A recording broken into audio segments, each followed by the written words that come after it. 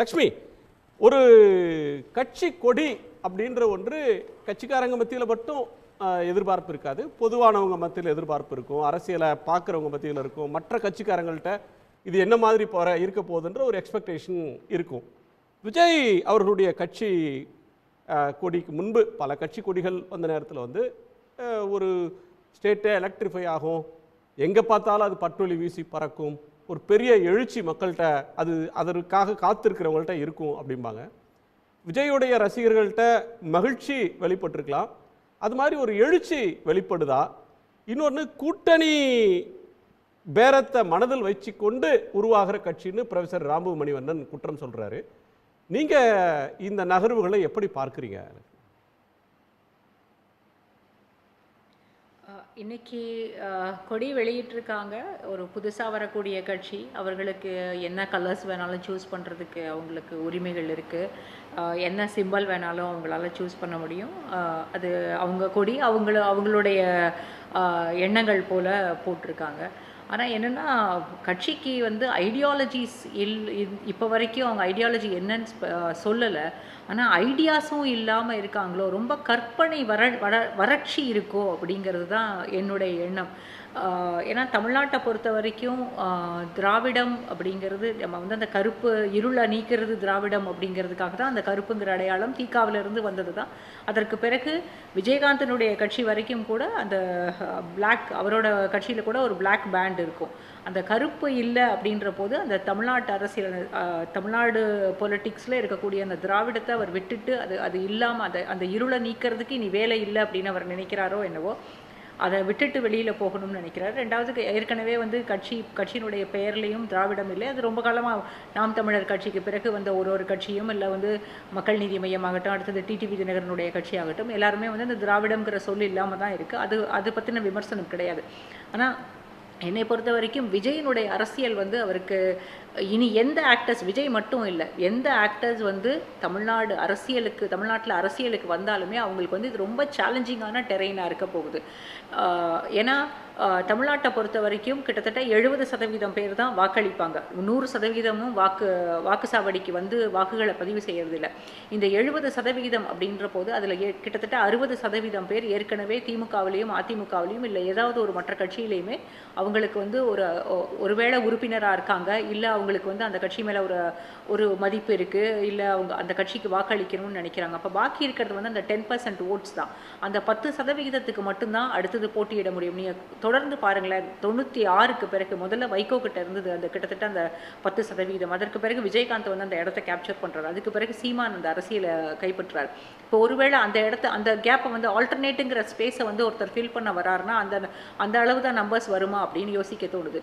இன்னொன்று வந்து எல்லா திராவிட கட்சிகளும் விஜயகாந்த் வந்து அவருடைய கட்சியை தொடங்கும் போது மதுரையில் அவருக்கு மிகப்பெரிய அளவில் கூட்டம் இருந்தது.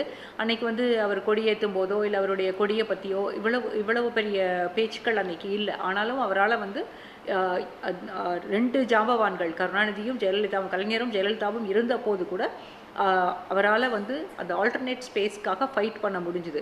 ஆனால் இன்றைக்கு இருக்க சூழல் வந்து வேறு. இன்னொன்று வந்து இவருக்கு வந்து பார்ட்டி இன்ஃப்ராஸ்ட்ரக்சர் தேவை. ஒரு ஃபேன் கிளப்பை வந்து இமீடியட்டாக வந்து பார்ட்டி இன்ஃப்ராஸ்ட்ரக்சராக கன்வெர்ட் பண்ணிட முடியாது. அதுக்கான வேலைகள் நடந்துட்டு இருக்குதுன்னு தான் அவருடைய கட்சியோட ஸ்போக்ஸ் பர்சன் இப்போ சொன்னார். ஆனால் அது வந்து எலெக்ஷன் வந்து 2026 அறிந்த முகம் அவர் கட்டமைப்பை உருவாக்கும், செயல்பாட்டை கொண்டு போவோம், வீடு வீடா போவோம், ஒவ்வொரு விஷயத்திலையும் கருத்து சொல்லுவோம், எங்க அதை தான் சொல்றாரு. அதுதான் சொல்றாரு. இல்ல ராமு சீனிவாசன் சொன்ன இடத்துல, ராமு மணிவண்ணன் சார் சொன்ன இடத்துல இருந்து தொடரணும்னு நினைக்கிறேன். ஒரு நாடாளுமன்ற தேர்தலை அவங்க புறக்கணிச்சிட்டாங்க, யாருக்கும் ஆதரவு இல்லை அப்படின்னு போன தேர்தலை அறிவிச்சிட்டார். அவங்க இலக்கு சட்டமன்ற தேர்தல். சட்டமன்ற தேர்தல் அப்படின்ற ஒன்றில் ஏதேனும் ஒரு கூட்டணிக்கு உள்ள போய் ஐக்கியமாவாரா, கூட்டணிக்கு தலைமை தாங்குவாரா, தனித்து போட்டிடுவாரா, மக்கள்கிட்ட இது சார்ந்த எழுச்சி அப்படின்றது என்ன இருக்கு?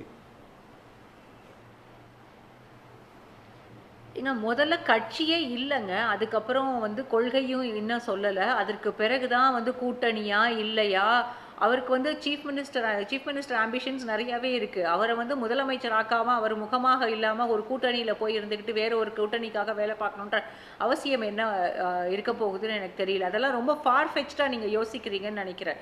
முதல்ல வந்து கொடிக்கு ஒரு ஹிஸ்டாரிக்கல் இம்பார்ட்டன்ஸ் இருக்குது, அதுக்கு பின்னால் ஒரு வரலாறு இருக்குது. அந்த வரலாறை வந்து அடுத்த கூட்டத்தில் நான் வந்து நம்மளுடைய கான்ஃபரன்ஸில் சொல்கிறேன் அப்படின்னு சொல்கிறாரு.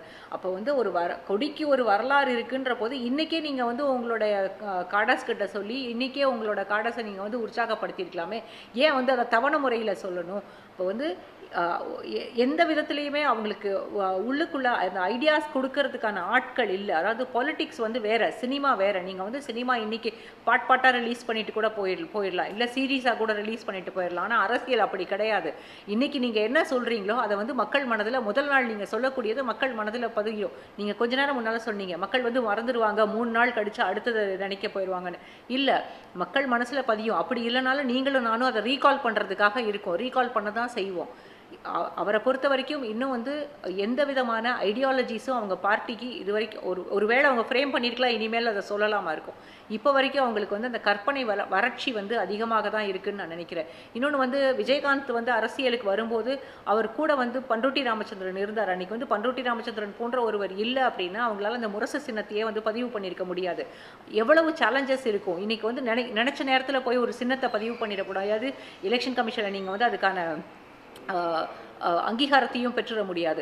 இதுக்கெல்லாம் இது வந்து நிறைய காலம் எடுக்கும், இல்லை வந்து அதுக்கான சேலஞ்சஸ் அதிகம். இப்போ பழைய மாதிரியான, அதாவது 2 திராவிட கட்சிகளும் பெரிய அளவில் இன்னும் சொல்ல போனால் கலைஞர் அவர்களும் ஜெயலலிதா அவர்களும் இருந்தபோது விஜயகாந்துக்கு இருந்த அந்த களம் இன்னைக்கு விஜய்க்கு இல்லை, இன்னும் சேலஞ்சிங்காக தான் இருக்கு. இன்னைக்கு இது வந்து டிஜிட்டல் ஏஜ், மக்கள் வந்து மறக்க மாட்டாங்க, அதுவும் யங்ஸ்டர்ஸ் வந்து கண்டிப்பாக மறக்க மாட்டாங்க.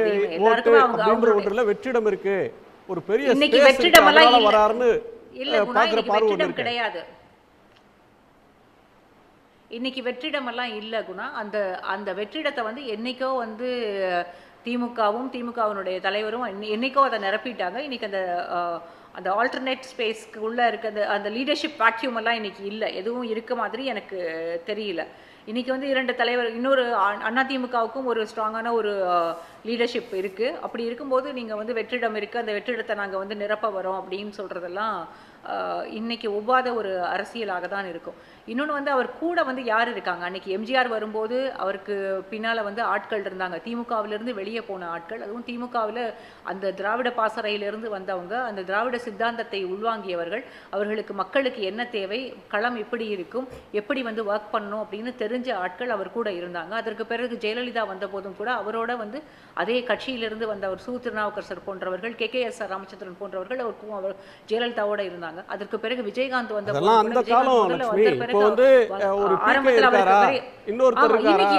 தேர்தல் வியூகம் வகுக்கக்கூடிய ஸ்ட்ராட்டஜிஸ்ட் இருக்காங்க. இன்னைக்கு வந்து நீங்க ஸ்ட்ராட்டஜிஸ்ட் ஃபார்ம்ஸ் இருக்கா, அவங்கள எல்லாம் வச்சு தான் இப்ப தேர்தலே வச்சு மட்டுமே தமிழ்நாட்டு அரசியல் இல்லை குணா. ஸ்ட்ராட்டஜிஸ்ட்டை வச்சு மட்டுமே இன்னைக்கு நீங்கள் வந்து தமிழ்நாட்டில் ஒரு தேர்தலை சந்தித்து அந்த தேர்தலை நீங்கள் வந்து பெரிய அளவில் வெற்றி பெற்றுவிட முடியாது. டிஎம்கேவும் ஏடிஎம்கேவும் போன எலெக்ஷனில் ஸ்ட்ராட்டஜிஸ்ட் ஹையர் பண்ணியிருந்தாங்க அப்படின்னா அவங்களுக்கு ஏற்கனவே ஒரு கட்டமைப்பு இருக்கிறது, அவங்களுக்கு ஏற்கனவே ஒரு சித்தாந்தம் இருக்கிறது, அவங்க பல எலெக்ஷன்ஸை ஃபேஸ் பண்ணியிருக்காங்க. அவங்க கட்சிக்குள்ளேயே எலெக்ஷன் மெஷினாக ஒர்க் பண்ணக்கூடிய பல தலைவர்கள் இருக்கிறாங்க, செகண்ட் ரேங்க் லீடர்ஸ் இருக்கிறாங்க. ஆனால் இன்னைக்கு இவர் கூட யார் இருக்காங்க? நீங்கள் வந்து ஒரு கொடியும் அதுக்கு அந்த கொடிக்கான ஒரு ஆந்தம், அந்த ஆந்தமே வந்து ஒரு சினிமா பாட்டு மாதிரி தான் இருக்குது. சரி, சினிமா பாட்டு மாதிரி இருக்கட்டும், எம்ஜிஆருடைய பாட்டெல்லாம் நம்ம ரசிச்சிருக்கோம், இல்லைன்னு நான் சொல்லலை.